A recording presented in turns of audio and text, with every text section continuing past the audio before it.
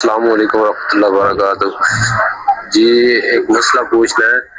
जो गैर मुस्लिम है, मर्द है या औरत है, गैर मुस्लिम को भाई बुला सकते हैं और गैर मुस्लिम किसी मर्द को दोस्त बना सकते हैं?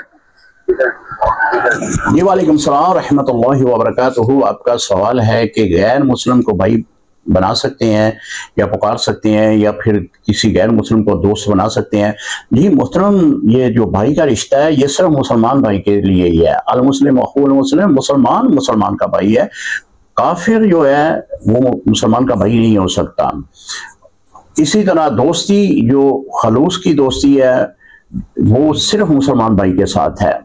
अगर आप कारोबार कर रहे हैं किसी गैर मुस्लिम के साथ तो उसको दोस्ती का नाम ना दें, बल्कि उसके पार्टनर अपना साथी बनाएं। दोस्ती मुसलमान भाई के साथ ही आपकी होगी। और वैसे भी भाई अगर किसी ने किसी को बनाना है तो गैर मुस्लिम भाई नहीं आप बुला सकते, ना पुकार सकते, ना कह सकते। अलबत्ता मुसलमान भाई मुसलमान का भाई है।